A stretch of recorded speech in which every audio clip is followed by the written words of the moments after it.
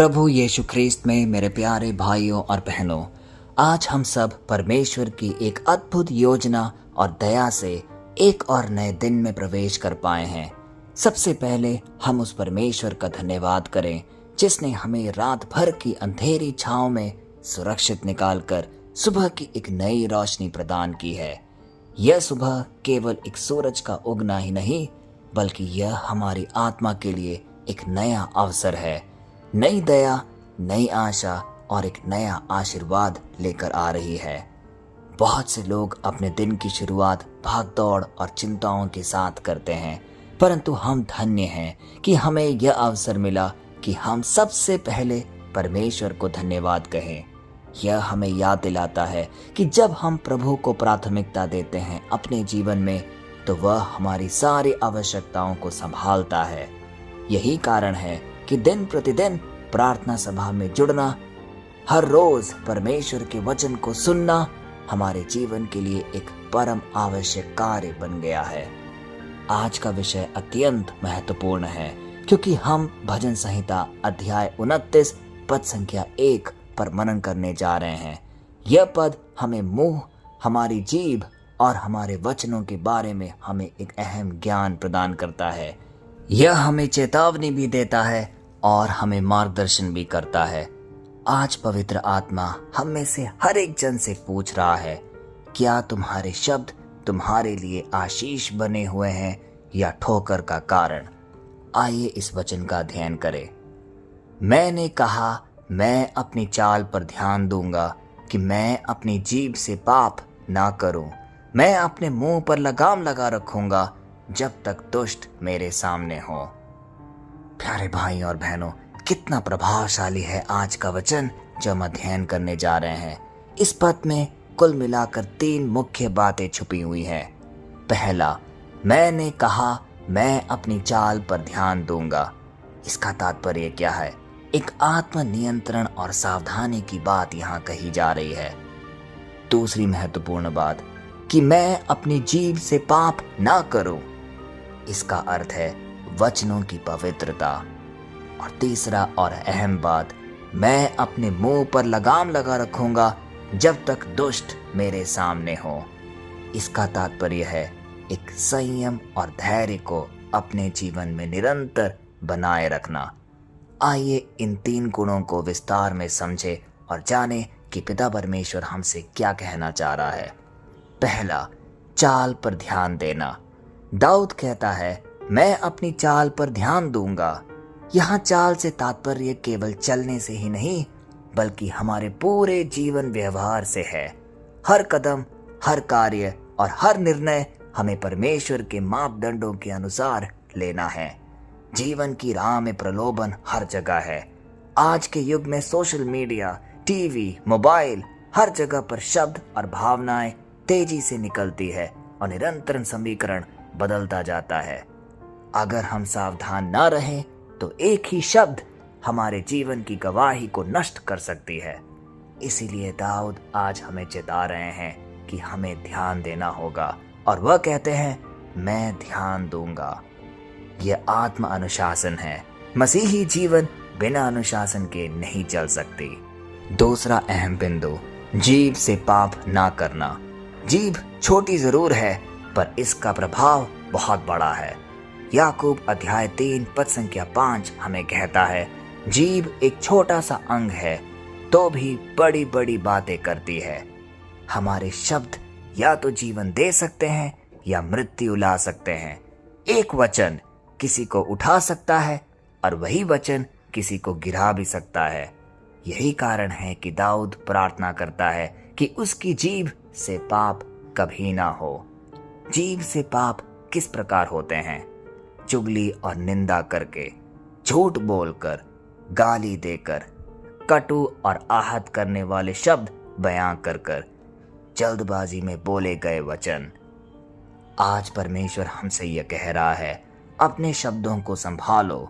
तुम्हारे शब्द मेरे पुत्र यीशु मसीह का परिचय कराते हो। ऐसा ही जीवन तुम्हें व्यतीत करना है। तीसरा अहम बिंदु, मुंह पर लगाम लगाना।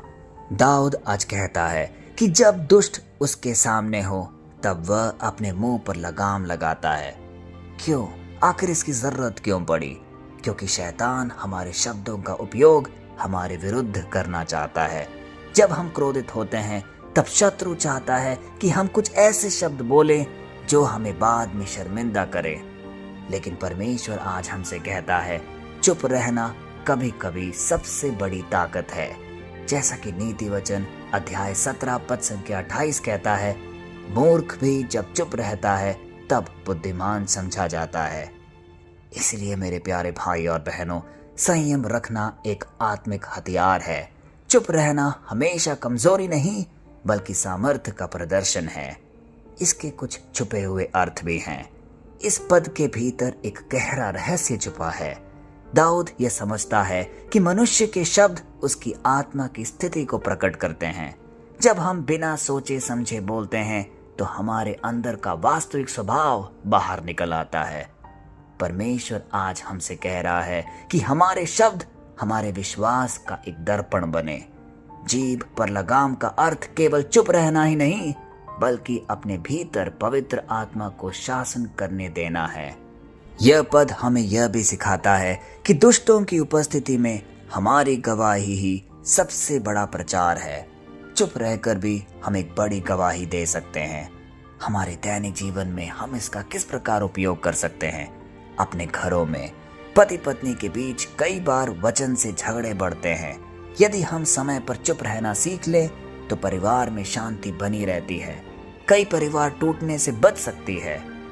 दूसरा, काम की जगह पर सहकर्मी हमें उकसाते हैं। उस समय हमारी चुप्पी और संयम हमारी गवाही को मजबूत कर सकती है। अपने समाज, अपने आस पड़ोस में आज की दुनिया कटुता और बहस से भरी हुई है। यदि हम प्रेम और शांति के वचन बोलें तो लोग मसीह को हम में देखेंगे और हम एक तरीके से मसीह के प्रतिबिंब कहलाएंगे। प्यारे भाइयों और बहनों, जितना भी हमने अभी तक अध्ययन किया है वह सुनने में तो जरूर आसान लगता होगा, लेकिन निभाना उतना ही मुश्किल और कठिन। इसीलिए आइए आज हम पवित्र आत्मा का आवाहन अपने प्रार्थना में करें। हम पिता परमेश्वर से पवित्र आत्मा का वरदान मांगे जिससे कि वो हमारे हृदय को स्पर्श करे और हम निरंतर पिता परमेश्वर के मार्ग पर चलते रहे, अडिग होकर, सुदृढ़ होकर।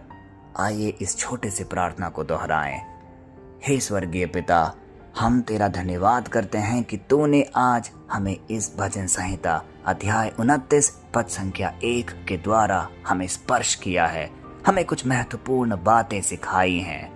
प्रभु, हम मानते हैं कि हमारी जीभ से कई बार हम पाप कर बैठते हैं। कुछ ऐसे शब्द निकल जाते हैं जिन्होंने दूसरों को आहत किया होगा। हमें क्षमा कर। आज हम मनन चिंतन कर अपने आप को टटोलते हैं। हे पवित्र आत्मा, आज हमारे दिल और हमारे मुंह पर अपना अधिकार ले। हमारी जीभ को पवित्र कर, हमारे वचनों को आशीष का साधन बना। हर घर, हर श्रोता, हर परिवार को तेरी शांति से भर दे। हे प्रभु यीशु, जिनके परिवार टूटे हुए हैं वहां तेरा वचन से मेल मिलाप हो। जो बीमार हैं उन्हें तेरे सामर्थी नाम से चंगाई मिले। जो परेशान हैं उन्हें तेरे वचनों से शांति मिले। हे प्रभु, इस सभा में कोई भी खाली हाथ ना लौटने पाए। हर उस व्यक्ति पर आपकी आशीष प्रचुर मात्रा में बरसा। हर एक को उसकी आवश्यकताओं के अनुसार आशीष प्रदान कर। तेरे अनुग्रह से हम सबको तेरी छाया में सुरक्षित रख। यह प्रार्थना हम करते हैं अपने सर्वशक्तिमान पिता परमेश्वर के नाम पर। यीशु मसीह के सामर्थी नाम में हम ये सारे निवेदन रखते हैं, पिता, पुत्र और पवित्र आत्मा के नाम पर। आमीन। मेरे प्यारे भाइयों और बहनों, आज हमने सीखा है कि अपनी जीभ पर लगाम लगाना क्यों आवश्यक है। हमारे शब्द हमारी गवाही है। हमारे शब्द जीवन भी दे सकते हैं और मृत्यु भी। यदि यह संदेश आपके हृदय को छू गया है तो हमारा ये कर्तव्य बनता है कि इस वचन को हम कई लोगों तक शेयर करें, क्योंकि जो व्यक्ति इस वचन को अपने दिल में ग्रहण करेगा उसका जीवन हमेशा अंधकारमय पद से हटकर प्रकाशमय पद पर आगे बढ़ेगा। और यही है पिता परमेश्वर की इच्छा कि हम एक बड़े प्रेरिताई कार्य का हिस्सा बने। हम कल फिर मिलते हैं, तब तक के लिए पिता परमेश्वर की असीम दया, कृपा और क्षमा में आप सबको समर्पित करते हैं, पिता, पुत्र और पवित्र आत्मा के नाम पर। आमीन।